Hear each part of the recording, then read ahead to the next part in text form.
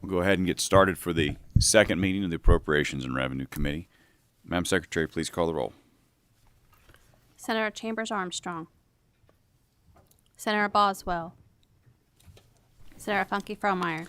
Present. Senator Givens. Senator Maiden. Here. Senator Neal. Senator Nunn. Here. Senator Rawlings. Senator Richardson. Here. Senator Webb. Senator Mays Bledsoe. Here. Chair McDaniel. Here. Very well. We'll go ahead and get started. I only have one item on the agenda today, and that is a presentation on the Governor's budget of the Commonwealth. Director Hicks, if you want to come on up, identify yourself for the record and proceed.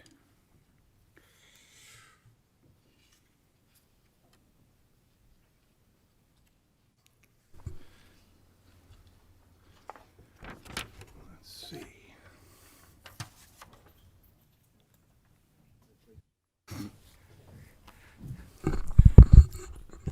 Just want to let you know, I started working before there were computers.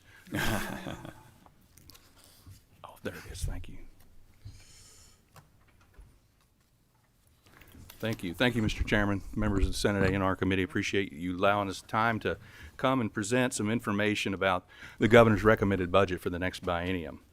So I'm just going to go through some highlights in some detail, and then always happy to answer questions. We always start, when we work with the budget process, we start with the revenue side. What does it look like? So I wanted to show you just a little bit of history. When you all enacted the current budget for fiscal 26, the revenue estimate was roughly right $16 billion. And then when you all came in the 25 session, you made the adjustment to the income tax reduction. And so it dropped it down to that 15.7 million. And then showing the appropriation values that were associated in the current fiscal year at the time. And then the consensus forecast group met twice in September and December and revised the estimates and forecasted the next 2 years. You can see it's 15.9, 16.2, a little over 2% over the revised estimate each year. And in that first fiscal year, that takes into the full value of the 0.5% cut in the income tax that just went into effect a few days ago from 4% to 3.5%. So I wanted you to kind of just see the big picture there. And then, so our fiscal condition, the last two biennial budgets, have been two of some of the best budgets we've had in terms of the availability of resources and the amount of investments that you all were able to make in your enacted budgets. The rainy day fund, the budget reserve trust fund, grew to a historic high post-COVID to over $5 billion. The current unobligated balance is $3.7 billion, which is about a quarter of our current year revenues. And I like to tell folks when we look at national averages, except for the oil states, Wyoming, North Dakota, New Mexico, et cetera, Kentucky has one of the highest rainy day funds as a share of their revenue. And then, as I mentioned, reducing the individual income tax over the several years down to 3.5% has moderated the growth in general fund revenues. And so, as I showed you in the earlier slide, the general fund revenue estimate for the next fiscal year, fiscal 27, is almost 0.8% less than the originally enacted estimate, just to give you a sense of the effects of that. And some federal actions, and I'll talk about those a little bit, have pushed some costs onto states and making it harder for families to afford health care or remain eligible for Medicaid. And so when we walked into this budget development process, as you all will know, it was a challenging process, a modest revenue outlook, but we know of hundreds of millions of dollars and known, for those of you who've sat on the Pension Oversight Board, teacher pension obligations still rising, increasing cost of health care, the need to invest in education and maintain public safety, and, of course, economic development. So in the governor's budget, despite those challenges, and I'll talk about how we address those, infuses increased funding for SEEK, and I'll talk about that, pay raises for all school employees, and a beginning of the path toward pre-K for all. And then health care, and mostly that's in Medicaid, funding to continue access. And then economic development, continues some economic development initiatives. I'll talk about some of those things. And then continues to fully fund our pension systems, which we've had a good record. And I might add, one of the things that Kentucky really doesn't get a lot of credit for, but the rating agencies pay attention to, is on the pension side, when they look at pension liability, we have the pension, and we have the other benefits, medical.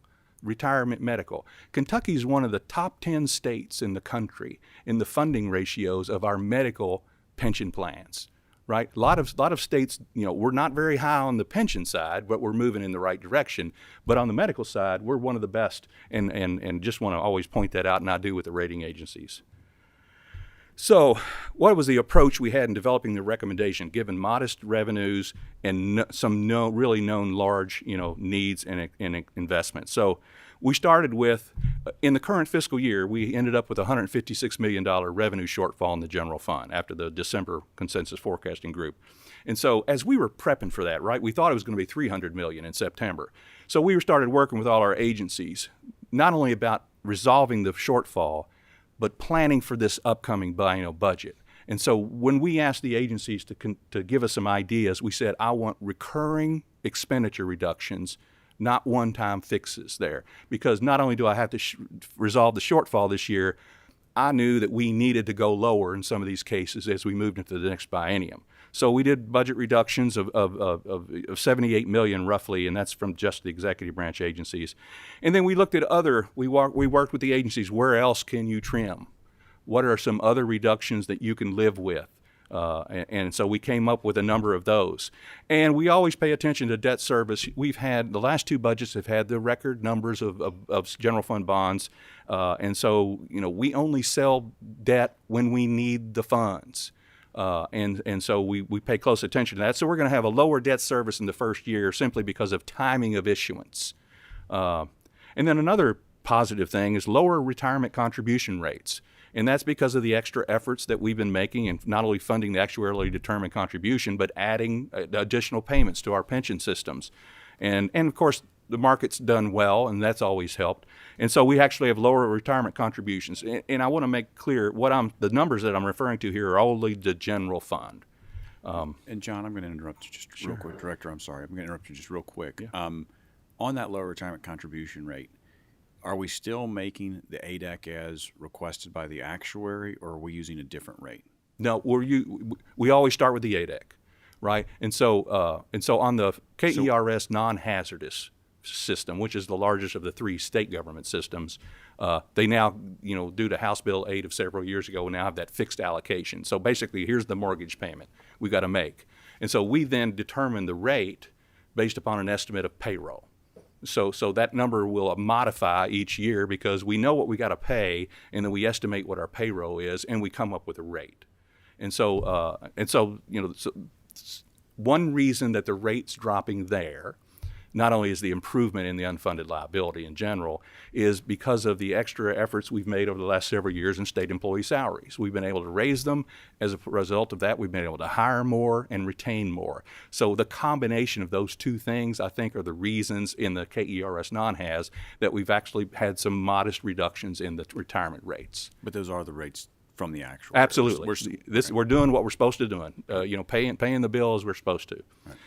And then on the state police and the KERS hazardous, both of those from the actuaries have dropped slightly.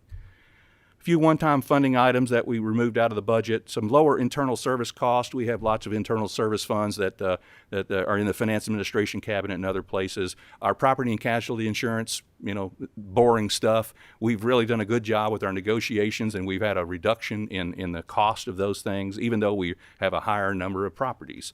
And then lower severance tax dedications, and that's just a formula from the statute on basically a lower coal severance tax receipts is the cause of that. So leveraging other resources. We've had several good years of budgets, and so there are what we call unappropriated excess restricted funds in various places that have built up.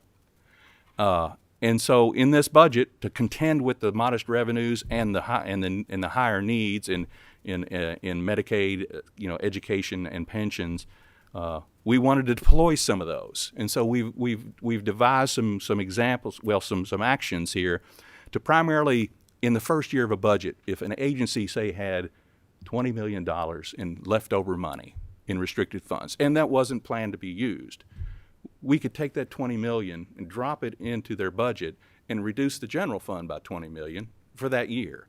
Then in the following year, we restore that general fund back up, right? So it's a one-time use, but we take advantage of it in the first year.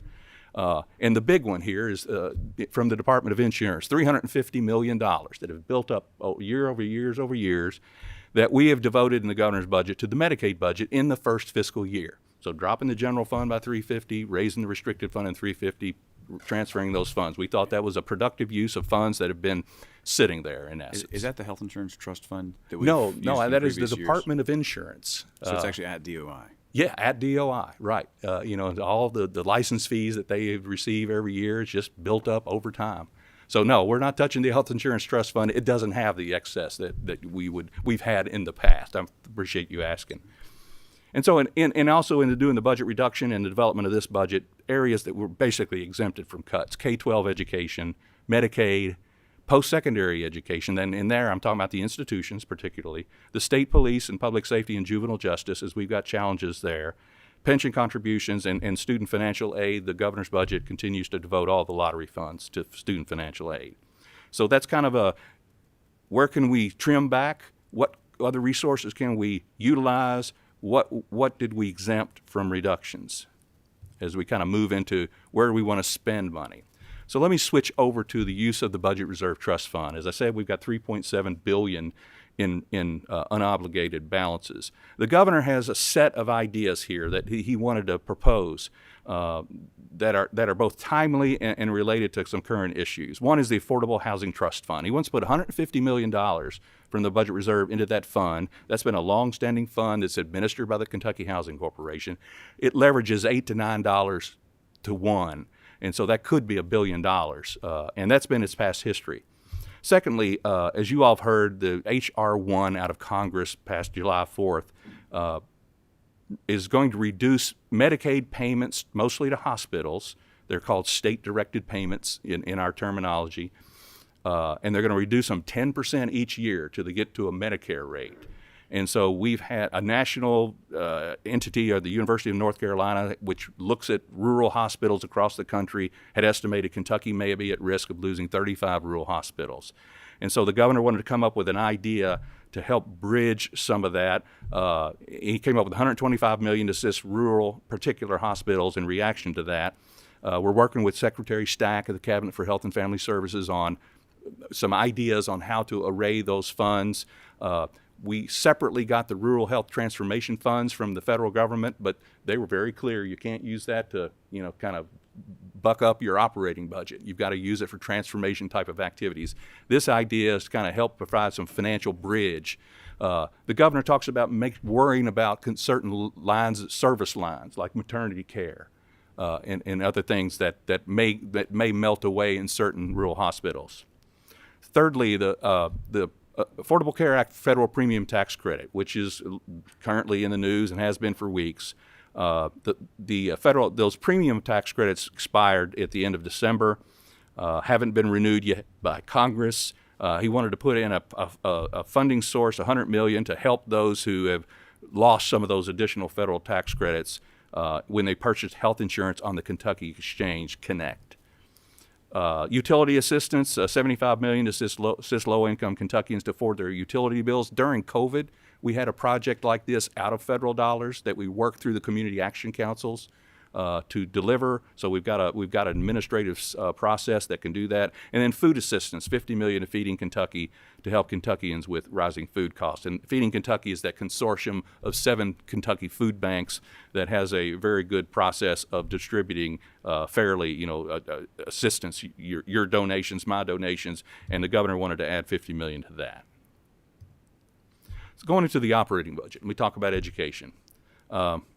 Pre-K for all. The governor's proposal here is to put $40.5 million in the second fiscal year for the initial phase of Pre-K for all. A planning year in the first year to help school districts and the Department of Education to prepare. This funding would provide almost 9,700 additional 4-year-olds to attend Pre-K for school districts that express their readiness.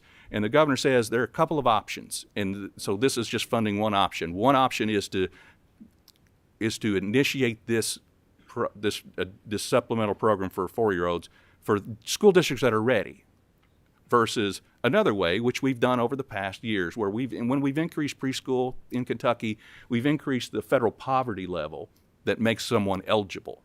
Okay, and so those are the two ways. This is one way. And this one gets to, who's ready. The other one is more formulaic. It said you get this much money based upon the number of children who meet that federal poverty level. So, and the funding here is from the sports wagering excise tax. And this is a start of a multi-year phase-in. This is not a big bang. I don't think anybody's ready for a big bang. So this is a multi-year phase-in plan, and this is one of two options. So, John, where do you think that we're going at full implementation? I'm sorry. What's the cost at full implementation? It would probably be on the order, I don't have that off the top of my head. The idea here is to do 4 biennium, to phase it in fully. With as you get, and then if you were to take the federal poverty level approach, as you get to a higher federal poverty level, we would have a shared expense with the family, right? We get certain level of income, it isn't fully subsidized, it's a shared. So I'll get that for you. I've got that on a PowerPoint, but I don't have that in my pocket, but I'll provide that to you. If you could. And I think that right now, between the federal Head Start and some state programs, we've got about 45% of Kentucky kids in some type of a government pre-K now. Is that correct? That sounds about right, yes.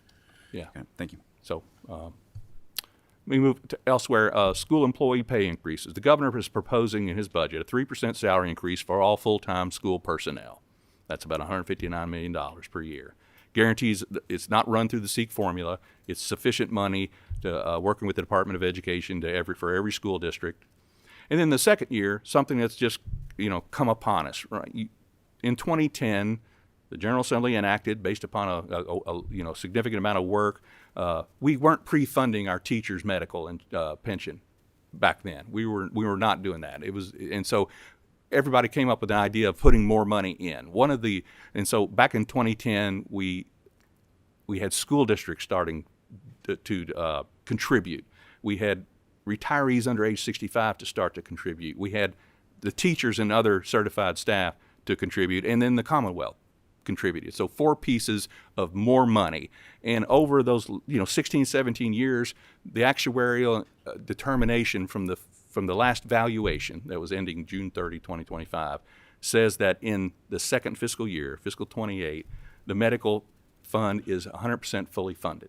So over 17, 18 years, we went from very, very low to 100% funded. So in that shared responsibility plan, the idea here was to, if we don't need the money anymore, the governor's proposing to let those certified employees and teachers retain the 3.75% that they take out of their paycheck every month to go to the teacher's medical. And so if you take that home over the 2 years, the 3% plus that action gives them about a 6.9% increase over the 2 years. Elsewhere in education, we're fully funding the teacher's pension. And reminder, we fund teachers' pensions in 2 ways: through the teacher's retirement system directly, and as a part of the SEEK appropriation. And so because we have the employer contribution rates are embedded in statute, that's what we put in the SEEK budget. The rest that is necessary to meet the actuarially determined contribution, we put into the teacher's retirement system budget. The combination of those two over 2 years is $563 million, which is the biggest number on the page, and that's because we're still phasing in the experience study from several years ago that the teacher's retirement system has done. One of the things they did was drop the investment rate assumption. And they did some other changes to the mortality rates. And so we're still on that path upward of actually putting in place all of the funding assumptions that experience study did. So that's why it continues to rise. But we're getting to the peak sometime soon. And then SEEK. The governor is proposing a 2.5% increase to the base per pupil each of the 2 years, about 5% over the 2 years, and I've got the dollar value there, $327 million over those 2 years from the general fund, and that includes the cost of equalizing the nickels, the school district tax levies that dedicated to capital improvements. And career technical education, you all have over the last several budgets put in a pretty good amount of money to help renovate and improve and modernize secondary career and technical education facilities across the state. The governor brags on that when he talks to business folks who want to move or expand into Kentucky, and he wants to put another $50 million into that pool to continue that improvement. And then typically in every budget, there is a authorization for the School Facilities Construction Commission, who provides offers of assistance to school districts for capital improvements of $100 million. And that's the way we do it in Kentucky. We tell them to go give the offers in this biennium, and the following biennium we budget the debt service. So in healthcare, fully funding Medicaid, additional $420 million in the general fund in fiscal 28. That shows you what's going on with healthcare costs. When we work on the budget with the cabinet for Health and Family Services, we go through a pretty rigorous estimate of forecasting, lots of variables, lots of examinations, and come up with the best estimate we can about how many are in there. Among the things that drive higher cost in Medicaid is you have to have actuarial sound rates for the managed care organizations. And so in here we've got an assumption of 4.5% rate change a year in there, and that's a large number in terms of the increase. But nursing facility cost increases, waiver rates, the various waivers I'll talk about in a few minutes, increase. Pharmacy costs, not only here but in the Kentucky Employees Health Plan, pharmacy costs are really rising, greater than normal trend. And then behavioral health costs in Medicaid. And in fact, the Medicaid department is testifying at 10 a.m. over in the House Budget Review Subcommittee. And substance abuse disorder is a big piece of that. Why higher cost? It's just higher utilization as well. So I was looking to see if I had, I've got this next one. Okay. H.R. 1 and the impact on the Medicaid program and how it applies to this upcoming biennial budget. First, the biggest change is the work and community engagement requirements for Medicaid expansion members starting January of 2027. Secondly is the change of how often we redetermine eligibility for the expansion population from 1 year to every 6 months, again going to affect January of 2027. So both of those are going to affect this upcoming budget. And so in that estimating process I mentioned earlier, we were taking a look at, okay, what's the effect on enrollment of these two changes and when? And so there was a good analysis. And let me say, during COVID, we got extra federal share for Medicaid. And the deal was your maintenance of effort was you can't kick anybody off the rolls for a period of time. And so when that public health emergency ended, we had to have a redetermination of everybody, right? So we had a whole year's worth of doing that. And we used that data to help as input into our analysis of, well, what about redetermination every 6 months instead of every year? And so we had a decent amount of information on who truly was no longer eligible because they had higher income, but also who fell off the rolls because they didn't answer the phone, they didn't respond to the paperwork, all kinds of reasons. And so we looked at that. And then secondly, on the work and community engagement, we looked at, and this is only the expansion population, there's a large percentage of the expansion population that work, right? The idea is kind of the working poor in the first place. So we did an estimate that reduced the enrollment by about 4,300 in the first year and 28,000 combined in the second year. The reason the second year is so high is the effect of the 6-month determination really doesn't fall until you get into the second year. Even though it's January of 2027, the effect will be, because of that 6 months, you get into the second year. So I wanted you all to know that we took a look at what is the effect of H.R. 1 on the number of Kentuckians who would be on Medicaid, and this was our reduction. Things that are coming down the pike, just to let you all know, is the reduction in the top rates allowed for provider taxes, which we use to help match federal dollars. And so that's the top rate is 6% right now. We don't have anything at 6%, but it'll drop to 3.5 over a number of years by 2032, starting January 1 of 2028. So it's not going to affect this budget, but it's one that we're keeping our eye on because that's less money that comes in that we can draw down federal dollars. Then I've already mentioned the impact of the state-directed payments, mostly to Kentucky's hospitals, when I was talking about the Budget Reserve Trust Fund. And then lastly, in order to prepare for meeting the requirements of those two big changes, we have some money in here to modify our information technology and other systems to adjust these new changes. I've got $8 million and then $1.5 million from the state funds, and it's $35 million and $11 million total, so we get a pretty high match rate from the feds on that. So the governor does have in here some modest increases in the waiver slots, 500 more for the Michelle P. program, 250 more for supports for community living, and 500 more for the home and community-based services. And here are the dollar figures that are associated with that: 76 million all funds, with 21 million from the general fund. And we've heard a lot of testimony in the Medicaid Oversight Advisory Board about, the waiting list and the number of people who need to be on it, want to be on it, but we don't have the resources for. Other areas in healthcare, this is also, the top one's also out of the rainy day fund. The federal government recently announced that nurses are not professionals for purposes of deciding the maximum amount of student loans that they can accrue over their time period going to post-secondary education. And so the governor wanted to put in a student loan forgiveness program to kind of help, with some of those issues. We want more nurses. We need more nurses. We've done things out of the General Assembly to improve that. And so he wants to add another piece of that in response to that federal change. Another item is, in the current budget, you all had funded a design phase for updating and modernizing and expanding the public laboratory up on the hill here in Frankfort that the Public Health Department runs. They do things there nobody else can do. And so we've got a large federal project, a large bond-funded project to construct that expansion.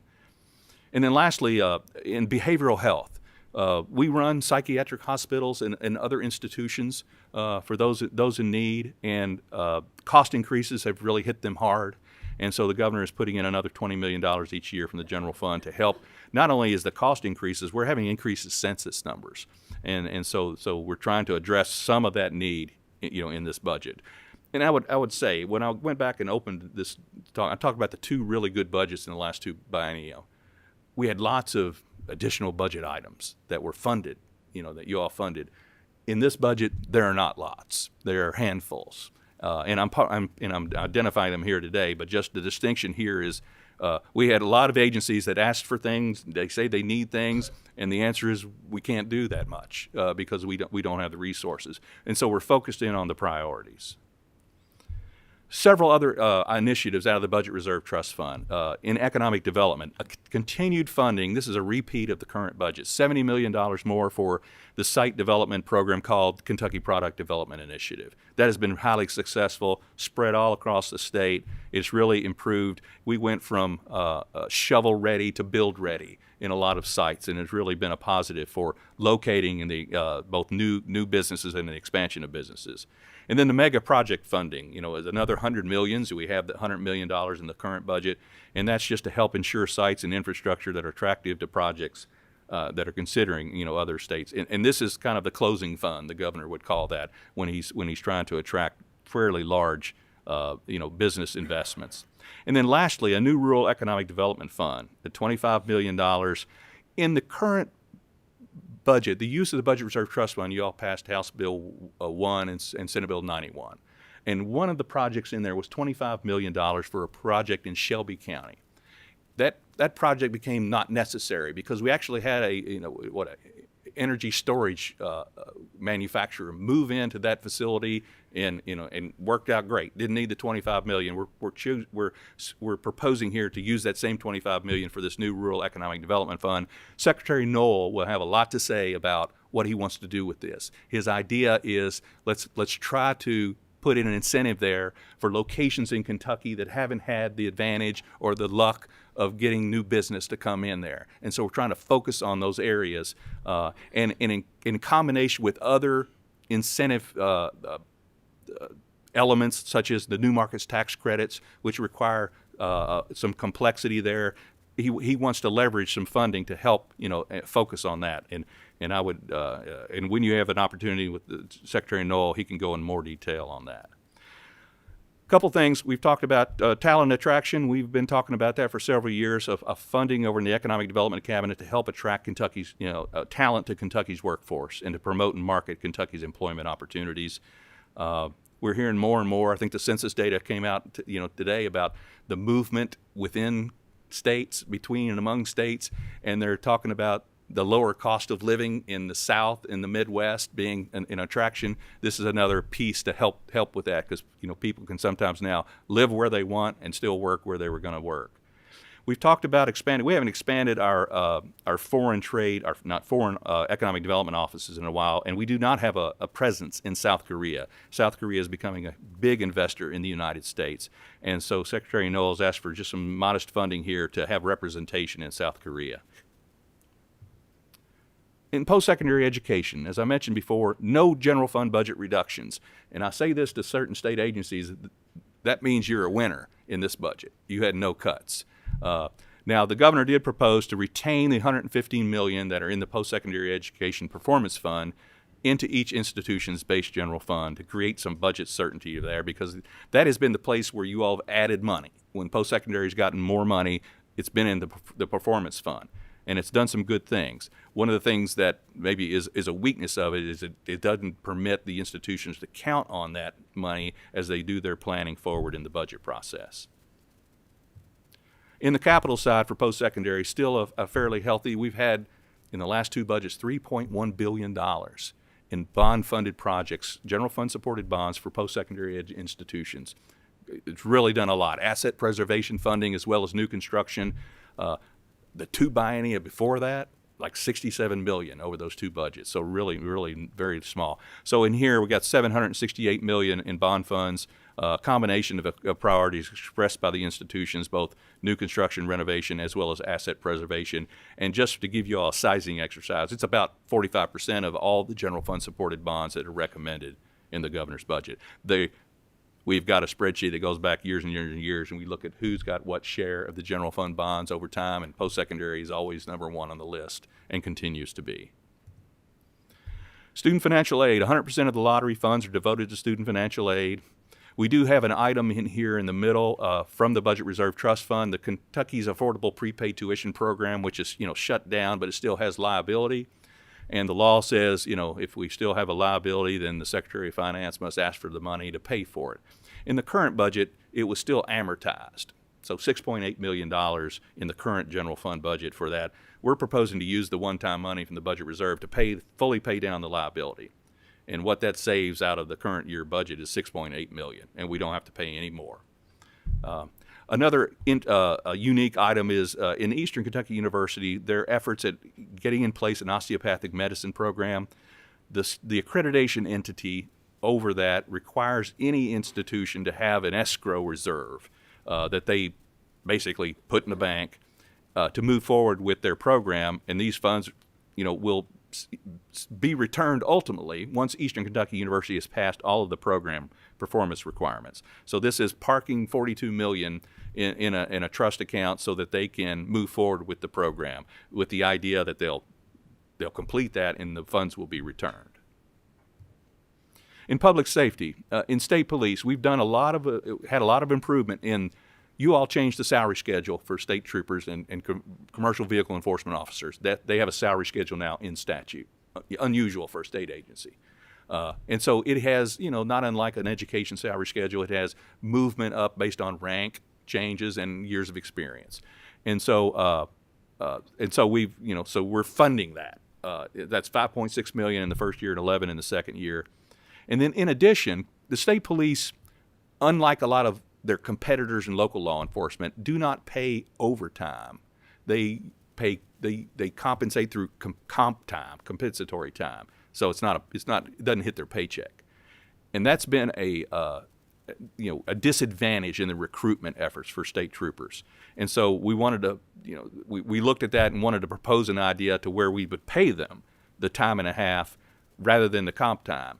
And so here's the amount of money, $5.5 million. But the other thing it does in managing the troopers, among all the posts, it will provide them more flexibility in the way they array their manpower. So if a trooper right now is getting close to their comp time limit, they go home for a little while rather than be at post. And so this will enable them to manage better. And then in the state police, with the driver's testing locations, when you all expanded the number of locations for driver's licensing this past budget, we didn't do a corresponding increase to the driver's testing locations. So we've got funding in here to have the state police expand to 6 new locations and 3 existing locations to match up with the driver's licensing locations that we have regionally. Right. And then What lastly, are the new locations? pardon? What are the new locations? I wrote those down a couple of weeks ago. I will get that. Oh, look at here. Thank you, Janice. Here are the following counties: Jessamine, Scott, Oldham, Shelby, Bullitt, and Barron are the 6 new ones. Gotcha. Thank you. Then crime labs. One of the things that right now the Northern Kentucky University is renovating a facility that they had acquired some time back, so that we can locate not only the Northern Kentucky Crime Lab to a better facility, but also the I've just lost my train of thought. The medical examiner. Sorry about that, Senator McDaniel. You know well about that, and Senator Funky Fromeyer, right? We haven't had a medical examiner's office in Northern Kentucky. So right now we've got, the project is moving forward. It's going to be a really good facility, and we're going to be able to locate, the medical examiner's office there right on the Northern Kentucky University campus. But as I well thought that was fully funded in the last budget. Is it No, we have because cost overruns we- there? Or is we this just- operational? Oh, this is operating costs. Okay. No, you funded the capital cost in there. And we had sitting in the last couple of budgets some equipment there, and we're still just hanging on to that. But this is for the the operations, the medical examiner positions, and the techs that have to go into the facility. Another item is hopefully the last phase of funding for the State Police Emergency Radio System replacement. We've done a lot of discussion with the Legislative Oversight Investigation Committee and others moving forward at that, but it needs another chunk, and that's been in their capital plan. No surprise. And then the juvenile detention centers, we continue to ask for 2 female detention centers to be constructed, one in Western Kentucky, one in Central Kentucky, so that we continue to separate males and females, high-level and low-level offenders. We also have funding in the capital budget for a new high-acuity treatment facility. And because we have individuals, juveniles, who have mental issues, and sometimes they become so violent that the hospital or the private nonprofit institution can't keep them, and we've got to have some place to treat them, not only to house them but to treat them. And so we've got those 3 capital projects are in the capital budget. And then funding to operate the downtown Louisville Detention Center, which is currently under major renovation, and the expansion of the detention center in Linden, which is going to, again, increase the number of bed space there so that we would have 2 facilities in the Jefferson County region that would be able to accommodate the male juvenile detentions, the high-level and low-level offenders. Then a unique item, and I think there's been testimony before from President Quarles with KCTCS, a $42 million project to construct a reentry campus at our North Point Training Center near Bergen, Kentucky, a longstanding medium security facility. The idea here is to have a model where we have inmates who, in essence, will be recruited from across the institutions in the state. These are individuals who are going to be leaving prison, right? And we want to have a very intensive job training, reentry skills, focus on them, and with some attraction from businesses who need them as productive workers. And so working with KCTCS to construct and program the facility there at North Point to become a model. There's something similar like that in Michigan, and they visited that. So this is an exciting opportunity to try to do a little extra in the area of reentry and avoidance of recidivism of those inmates. In the capital funding funded with cash from the Kentucky Law Enforcement Foundation program is $64.8 million to finish out the Western Kentucky Regional Training Center in Madisonville, to construct an indoor firing range and a track for driver training.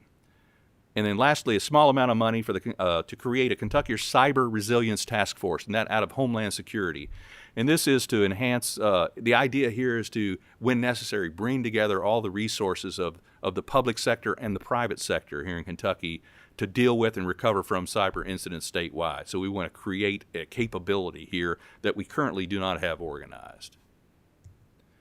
In children and families, Governor has put in funding to fully fund the relative and fictive care foster care reimbursement program, as passed but not funded in the 24 legislative session.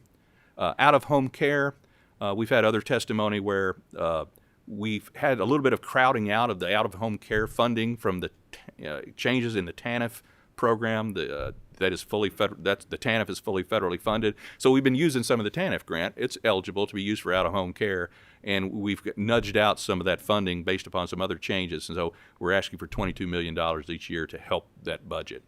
And then something I've testified to before around H.R. 1 is in the SNAP program, the federal government has now changed the share of administrative costs from 50-50 to 75% state, 25% federal. And so this is a mandate that has $43 million and $58 million necessary in order to fund that. And then what I'm not mentioning here, but is the other issue in H.R. 1 was if your SNAP error rate were to get to 6% or higher, then you as a state must now pony up a share of the actual SNAP benefit cost, which has never happened before. It's all been 100% federally funded. And so good news here is the internal numbers for the federal fiscal year that ended in September, waiting to be audited by the feds, is 4%. And so right now, we've done a lot better. We're not going to trigger that 6%, at least for the year we've just finished, and don't plan to trigger it on a moving forward basis. And then one other item is on senior meals, $9.1 million. During COVID, we had a significant amount of money that we put toward the senior meals program, and it timed out. And in the last budget, you all added $10 million out of the general fund. First time we've had a significant input of state dollars into the senior meals program ever. And that turned out to not be enough. And so we've had to do some actions in the past year, and so the governor's proposing to bump it up to another $9.1 million, which is $19 million in the general fund budget. But to give you a little history, it used to be about $1+ million. And so that just shows you not only the demand, but the interest in assisting in that area. In infrastructure investment and transportation, you're all going to hear more about the biennial highway construction plan from the Transportation Cabinet. We have a couple of highlights in here that I'll mention. In infrastructure, the Kentucky Infrastructure Authority continues to operate two revolving loan funds. The Clean Water and the Drinking Water revolving loan funds gives low interest loans to utilities, to improve their systems. And so we always look to the federal government. They give us a certain amount of money and we match it. And so based upon those estimates over the 2 years, here's the combination of federal dollars and state bond funded dollars necessary to fully match those two programs, continuing to improve our water infrastructure. And then in transportation, the governor's proposing out of the Budget Reserve Trust Fund to add $125 million to the Brent Spence Bridge project. Costs are continuing to rise. Secretary Gray will say that the National Highway Cost Construction Index has gone up 61% over the last 4 years. The idea here is if we add these funds from the Budget Reserve Trust Fund, it's other federal and state dollars that don't have to be used for that and can be used for other parts of the highway plan. So it's a combination of cost increases and not elbowing out the needs across the rest of the state. And then secondly, you all had appropriated in the last budget $150 million out of the Budget Reserve Trust Fund aimed at the I-69 Ohio River Crossing project in Henderson. You put a condition on that. If we can attain a federal grant for that project, we have not succeeded in doing that. And so we're asking this budget you all release that condition and to apply the $150 million to the project. And then continuing the funding that is in the current budget for two new programs in transportation, $40 million for the county priority project program and $50 million for the county bridge program. And then as I mentioned before, the driver's licensing location expansion, funding in there for in-vehicle regulation. We had to really plus up the effort. The combination of 15-year-olds getting their permits, vision screening, and real ID was kind of a combination of high demand hitting our driver's licensing offices that we've never had at the same time before. And so we had to augment the staff at those regional driving license locations. So there's a current year appropriation in the governor's budget to continue to fund that, and this is the funding to maintain that over the next 2 years. State employees and retirees. The governor's proposal has a 2% salary increase for each state employees each year. Fully funds the pension, I've mentioned. Funding for health insurance for state employees. We're not immune to the rise in health care costs that I've mentioned earlier with Medicaid, particularly in pharmacy. And so this is the contribution for just the state agencies. And then our human resources information technology system that we have, we don't just serve state government, we serve lots of local entities because our health insurance is in there as well.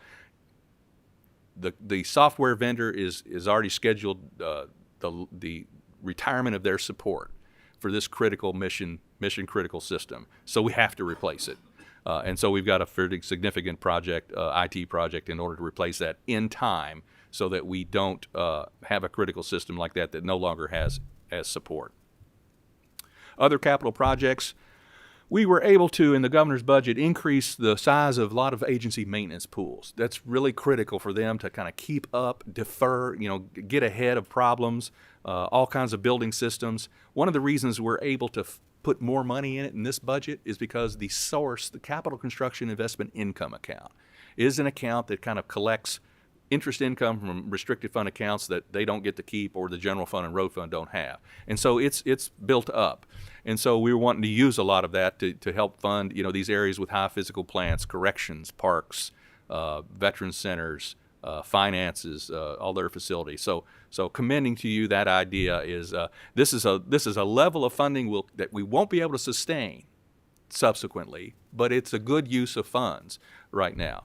Secondly, an expansion of the central lab facility I mentioned earlier, and I want to highlight just a handful of other items. The Radcliffe Veteran Center HVAC completion, we're doing the first phase now, so that we can then finish that, move the residents over to the other section of the facility, do the rest of the facility. So we need additional funding to do that. We've already got it designed. We'll be ready to go as soon as this budget is passed. We always have funding for state-owned dam repair that the Energy and Environment Cabinet administers. Continue to improve the infrastructure at the Kentucky State Penitentiary. I remind people, that where the state office building is right now is where the first penitentiary used to be. And in the early 1900s, we moved it down to Eddyville. That's how old the penitentiary is, and we need that facility. And so we've got a project in here to maintain, to improve their utilities. We have the funding for the demolition of the Kentucky State Reformatory. This has been a multi-year effort that you all really helped with, in that we've already expanded the Little Standy Correctional Complex to accommodate the inmates, the number of inmates that will come out of the reformatory. But we also have the Medical Services Unit. It's served at the reformatory as the central Kentucky medical unit for all of the correctional institutions. We're finishing up that project over in Lexington at the Blackburn Correctional Complex campus, and basically we need to tear down the old reformatory. This is going to be a great industrial site. The location near the interstate, so we're really excited about the future prospects of this location, but we've got to get the demolition. There was an environmental study done over this past biennium. Guess what they found? A lot of asbestos and other things. So some of these costs have risen, but this is the last phase to get that done. And then we have a couple of other things that we've done over time in Cabinet for Health and Family Services, particularly the Oakwood Cottages renovations, this will be the fourth phase. So we really made some good progress down there. And then at the end of the last session, the 2025 session, I know when Senator McDaniel and I were talking about the capital renovation project, we were talking about some of the things that the budget wouldn't accommodate. One of those large things was 3 of the 4 terraces, the north, south, east, west of the Capitol building, that we had to pull back on because we didn't have enough money. And so in the project that's undergoing right now, they've already demolished the west terrace over here on this side. And from that bid, we got a better estimate of the cost, of what would it cost to do the other 3. And it's right at $40 million. We had 42.5 was our earlier estimate, so still very close. So Senator McDaniel asked me to take a look at that, and I wanted you all to know that that's the current estimate that our contractors have come up with. And then big picture, when we do bonds, we take a look at a debt capacity calculation, not only the general fund bonds, but agency bonds such as universities, and we take a look at what's the debt service divided by our state revenues as a ratio. And we've had as a policy over the many years of keeping it under 6%. And so with this governor's budget recommendation, it's right at 5%. So just wanted to give you all that. So with that, Mr. Chairman, I'd be happy to answer any questions. Thank you, Director. We sincerely appreciate it. We're going to start out with Senator Givens. Mr. Chairman, thank you. Director Hicks, always Always appreciate your presentation. I'm going to do a lightning round with you real quick because I know we've got other members with questions, limited time. But pages 12 and 13 are the Medicaid pages, slides 12 and 13. That additional 420 in the second year of the biennium, if I'm doing my math right, equates to about $2 billion. Yeah. You Give or take a little. Yeah, if we're in the So 75. All right, about 70-30 for the So main somewhere one. just south of that probably. But that's a lot of money It is. in a single year increase. And my question is that amount of increase when we're looking at declining enrollment based on your next slide, if you could just get us a breakdown of how those pieces fit together to arrive at such a large number, that would be appreciated. Firstly, the 420 is kind of over the current year, so it's a 2-year number. The Okay. 28 over 26. It was a larger number, so that's why I highlighted it. Secondly, on the reduction in enrollment, that is associated with the expansion population, because those two changes in HR 1 are only the expansion population. Well, they typically, the Medicaid people will tell you, they're not the big utilizers. They're not the big per member per month cost because of the nature of, mostly they're working, they're mostly, and so they're not the higher utilizers. So like any insurance pool, a large percentage of your costs are going to those who are the most ill and disabled. So that's why there isn't I'll say a good proportionate effect to the funding because of that reduction in enrollment. But if you just give us a breakdown, that would be appreciated. Yeah, Great. and be happy to provide some more information on. Slide 22, you touch on the juvenile detention centers. Two female centers, and of course the high acuity center we've talked about. You don't have a dollar amount for that line item. Do you happen to know that? Yeah, for each, $45 million for each of the female detention centers and $35 million for the high acuity treatment facilities. So 45 times 2 plus 90 35. and 125 total. Good. And then slide 26, if you'd go there briefly. You said a number that we talk about such large numbers that sometimes we just talk about large numbers and don't even acknowledge how large they are. So I want to slow down for a second and acknowledge. You said Secretary Gray said cost of construction have gone up what percent? 61, like over a 4-year period. Percent in And a that's 4-year the, period. that's the federal government's, they administer that National Highway Cost Construction Index. Okay, that's all I've got. Thank you. Thank you. Thank you, Senator. Secretary, is there anything in here related to retiree COLAs, 13th checks, and anything like that? No, sir. Okay. Secondly, is there any additional cost to state employees on the health insurance plan? Yes, 3% employee premium increase assumed. Is And that- we've had 4 straight years of zeros. Yeah. Which is pretty unheard of for insurance plan contributions, for sure. Now, is that 3% each year or just Yeah. 3% once? 3% each year. Okay. Very good. More of a hypothetical question for you here. What is an optimal budget reserve trust fund, in your opinion? The best analysis that I've seen over my career are 2 things. One, what is your risk? What is your kind of budgetary risk associated with a recession, right? So typically for state governments, that hits Medicaid more than hits any other place.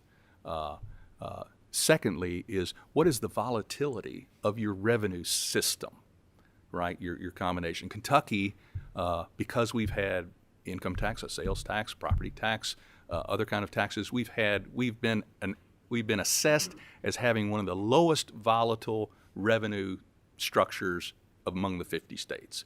So those are 2 things that you should think about as you say, well, how big should your rainy day fund be, right? Now, the other side, and I used to talk to rating agencies about this when I was at the national level, which is, but be careful because nobody expects when a recession hits and the revenues drop that you fully resolve that with a rainy day fund, right? You've got to do a combination of efforts, right? You reduce spending. That's the first thing we do is reduce spending. And then we deal with other issues. And so I'm a little bit at odds that sometimes the rating agencies say, keep a good rainy day fund, but then don't go use one-time money, And so I think of a rainy day fund as a bridge to get out of a recession. Now, we've had in the last several recessions the fortune of having, some would call it a moral hazard.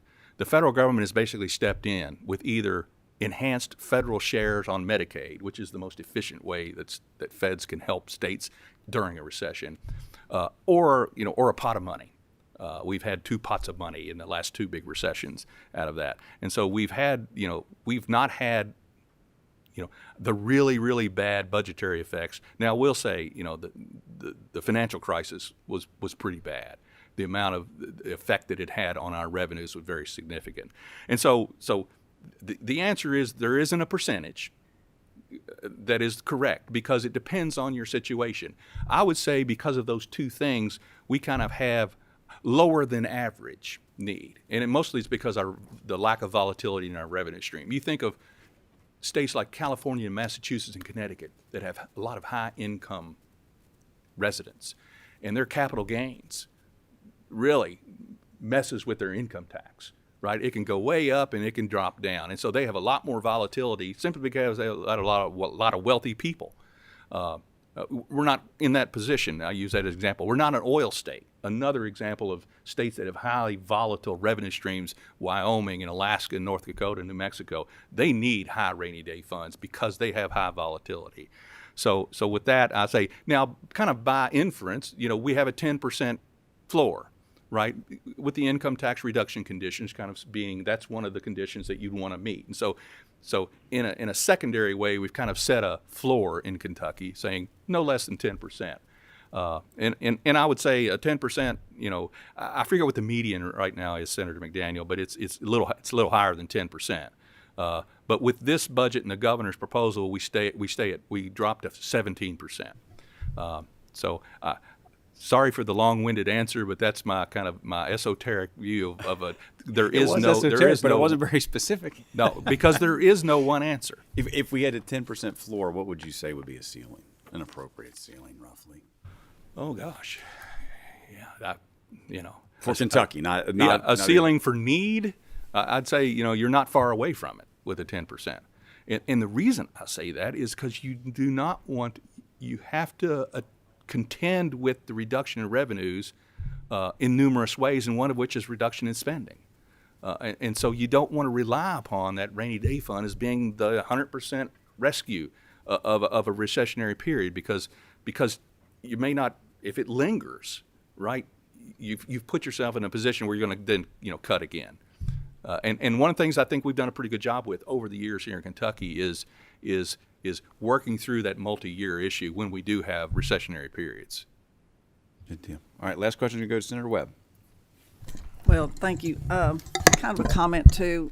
I love talking economic policy with our director. But I'm glad that you mentioned the diversification of our structure in Kentucky for revenue, because it has carried us. It's carried us fairly well. Other states were closing state parks and all those things, and really cutting bare bones necessary services. While Kentucky we got through it, and that was attributed to the diversification of our tax structure. And I think when we are formulating policy in the future, we've got to consider that, because there is a lot of volatility internationally and here. And of course, I can't not have an opportunity to talk about disaster funding. There's a FEMA bill in Congress that's being looked at now, and the restructuring modification of the structure we have. And we're going to continue to have billion-dollar disasters. So a rainy day fund sometimes is necessary as NGE to backfill that.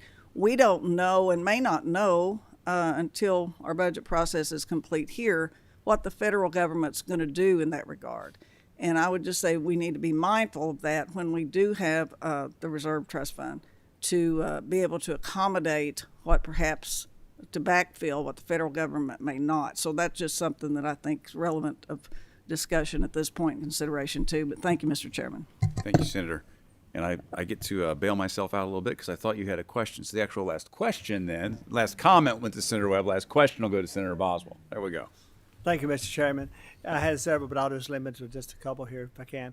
So, Mr. Hicks, Director Hicks, regarding the income tax triggers, So the projected $156 million shortfall.